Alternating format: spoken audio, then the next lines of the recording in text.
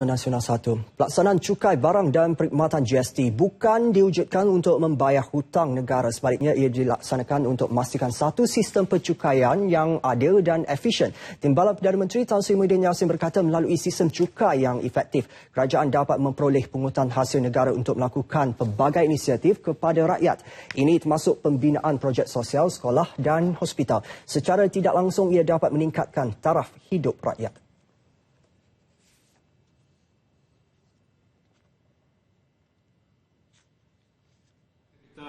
Perlu memperkenalkan satu bentuk sistem pencukaian baru dan ini dilakukan oleh banyak negara, 160 buah negara sudah pun melaksanakan.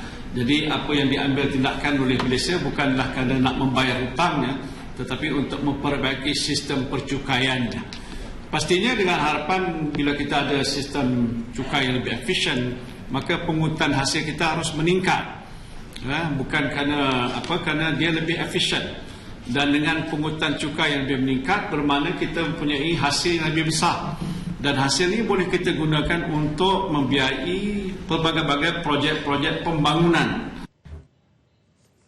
Justru masyarakat perlu melihat pelaksanaan GST itu pada perspektif yang lebih luas kerana terdapat pelbagai manfaat akan diperoleh. Beliau berucap demikian pada Majlis Makan Malam bersama rakyat Malaysia di Jakarta, Indonesia. Dalam pada itu, beliau mahu hubungan baik antara Malaysia dan Indonesia terus diperkukuhkan pada masa akan datang. Ini kerana kerjasama bidang ekonomi kedua-dua negara mempunyai prospek yang cukup luas khususnya dalam aspek perdagangan. Indonesia merupakan rakan perdagangan ke-7 terbesar Malaysia dan ke-3 terbesar dalam kalangan negara anggota ASEAN. Pada tahun lepas, jumlah perdagangan antara kedua-dua negara sebanyak 54.7 bilion ringgit. Baiklah, genap seminggu pelaksanaan cukai barang dan perkhidmatan GST di negara ini. Setakat ini pelaksanaannya berada pada fasa penyesuaian dan pihak Kastam Diraja Malaysia KDRM mensasarkan GST akan stabil dalam tempoh 6 bulan akan datang. Dan Nasional 1 hari ini kita ingin dapatkan perkembangan terkini mengenai pelaksanaan GST yang genap seminggu. Kita bersama dengan Puan Maria Madel, penolong kanan pengarah Kastam 2. Nak datang kerana sudi bersama dengan Nasional 1. Kita nak tahu sekarang ni dah genap seminggu dalam tempoh penyesuaian untuk dari sudut pengguna, maksud saya. Pihak Kastam sendiri bagaimana melihat tempoh seminggu ni penuh mencabar dan bagaimana sistem itu ketika ini?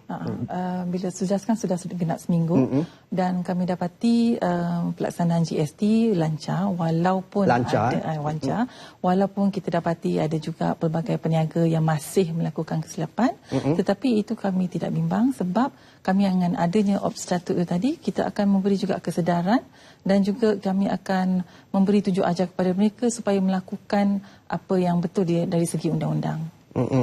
Jadi dimasukkan tadi lancar dan ada sedikit kekangan di situ ataupun cabarannya dari pihak peniaga untuk melaksanakan sistem GST. Hanya di sudut pihak peniaga. Bagaimana dengan pengguna tadi? Sebab kita ada dengar ada yang masih dalam fasa penyesuaian diri, masih lagi sama-sama tak tahu pasal GST ni, masih tertanya-tanya bagaimana. Memang dari segi pengguna pula, masih ada juga pengguna yang membuat panggilan kepada kami. Kadang-kadang mereka keliru, mereka bercerita dekat dalam telefon berkenaan dengan invoice yang mereka terima. So kami buat penerangan juga melalui telefon. Ada juga yang membuat aduan melalui portal kami, portal GST, dekat online services tu.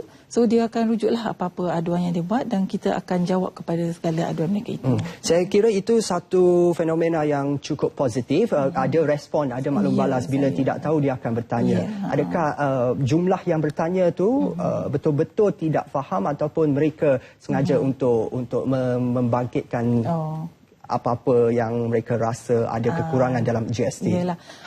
Kita tak kisah, kita terima semua panggilan sebab ada juga pengguna yang tak berpuas hati. Tetapi bila kami terangkan, terutamanya yang macam service charge, kadang-kadang banyak komplain. So kami terangkan kenapa dari segi sudut perundangan, kenapa saya pernah bertugas di call center dan panggilan ni berkenaan dengan service charge dan agak sejam jugalah melayan satu panggilan sejam sebab dia tak puas hati dengan yang service charge. Jadi kami pegawai di call center, so kami akan menerangkan okey, dia perundangan GST begini, kenapa dia perlu dikenakan GST, sebab pembekalan semua tu. Kami terangkan undang-undang kepada mereka dan bila mereka faham, lepas tu dia pun bagi tahu okey, kalau macam tu dia kata saya faham, cuma dia nak melahirkanlah tidak rasa puas. Kami di sana kami mendengar keluhan mereka. Dan sebelum ini pihak custom diberitahu akan memerlukan masa setengah tahun ataupun 6 bulan untuk menstabilkan sistem GST ini, tapi ada sebelum ini juga termasuk Menteri Keuangan kedua juga meminta supaya tempoh itu dipendekkan lagi daripada 6 bulan menjadi 3 bulan supaya sistem ini stabil. Bagaimana pihak custom melihat adakah 3 bulan itu cukup untuk menstabilkan sistem GST ini? Ya, sekarang memang kita akan cuba meet target yang telah ditetapkan tu dan memang macam pegawai kami pun memang semua turun padang dan terpaksa kerja keras untuk supaya pelaksanaan GST ini berjalan lancar dalam masa 3 bulan yang akan datang. Apa masalah-masalah yang masih lagi timbul itu sebenarnya? Mungkin boleh perincikan. Yang masih perlu diselesaikan, beri penerangan. Apa dia? Dia yang kami banyak dapati ialah di mana penerangan kepada pengguna dan juga peniaga. Sebab bila kami buat ops catut tu, kadang-kadang ada juga yang masih tak berapa faham. Jadi apa yang kami terangkan pada mereka, sebenarnya tak cukup juga dengan apa yang kami beri khidmat nasihat. Mereka perlu membaca. Sebab ada banyak panduan dekat dalam portal kami tu. Jadi mereka patut tahu akan undang-undang dan sedar akan hak mereka juga sebagai peniaga, dan kalau pengguna pun mereka juga sepatutnya tahu hak mereka sebagai pengguna.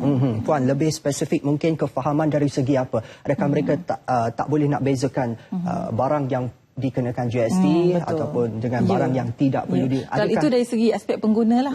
Jadi pengguna kena tahu hak mereka, tetapi untuk mendapatkan maklumat tu lebih lanjut, mereka perlu baca dan maklumat tu semua ada di portal kami.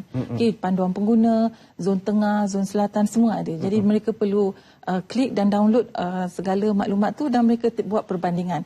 Bila mereka katakan panduan harga tu, bukanlah kita katakan peniaga harus harga jual dengan harga tu. Bukan. Itu sebagai panduan untuk membandingkan harga yang sepatutnya mereka rasa patut atau tak patut mereka beli dengan harga yang sedemikian. Dari sudut peniaga macam mana? Apa rumusan dari sudut peniaga pula, kita kata mereka perlu tahu undang-undang, sebab kami dapati ada juga yang masih tidak keluarkan invoice cukai, ada yang masih katakan macam buah-buahan. Ada peniaga yang mengenakan 6% atas buah-buahan, padahal itu masih pada kadar SIFA. Jadi sebenarnya peniaga juga, walaupun kami beri nasihat, mereka juga sebenarnya perlu membaca undang-undang tu tadi, dan paling tidak pun kami ada panduan tu memang serba ringkas dan sesuai, sesuai, dan mereka tak perlu baca akta atau peraturan GST itu sendiri. Sama ada perlu ataupun tidak perlu saja di situ.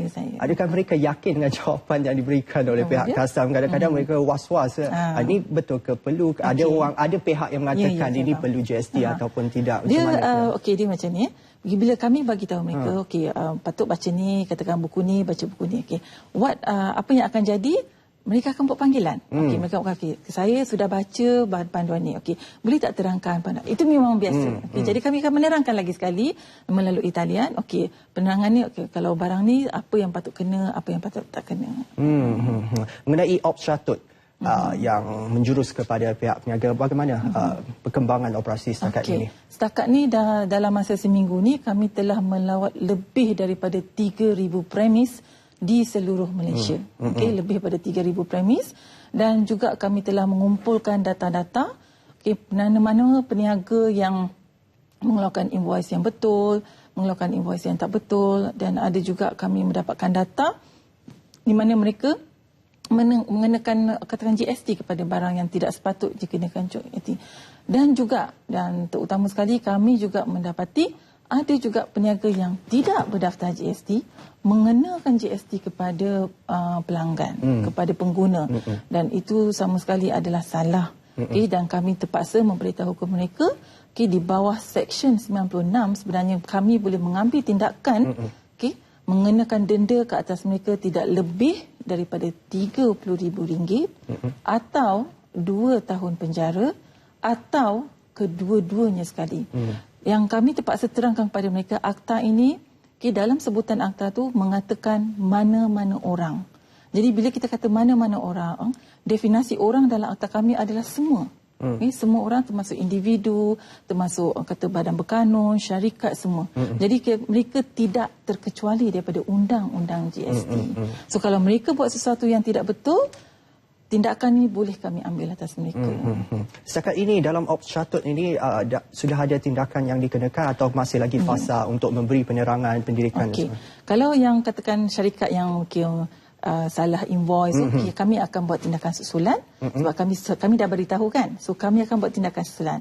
So mungkin dalam seminggu kami akan melawak lagi, dah buat ke belum? Dah betulkan atau tidak? Bagi kata syarikat yang tidak berdaftar tadi, kami telah mengenal pasti 30 buah syarikat dan syarikat ini akan diambil tindakan. Kebanyakannya syarikat apa ni Puan? Kebanyakan yang 30 syarikat yang dikenakan tindakan ni dia pelbagai. Pelbagai. Contohnya di pasaraya ataupun kedai runcit tak ada, ataupun dia sebenarnya besar. Kalau katakan yang tidak berdaftar ni biasanya dia syarikat yang kecil lah. Yang kecil. Kecil. Tapi sebab kadang-kadang mereka tak sedar kan. Tapi kita tengok juga sama ada niat mereka tu betul-betul untuk menipu atau tidak. Sebab dia kalau ada niat untuk menipu, itu memang satu kesalahan yang berat sedikit. Itu susah sebab macam mana kita nak bezakan niat untuk menipu dan tidak. Yalah, dan itu budi bicara pegawainya nanti pula.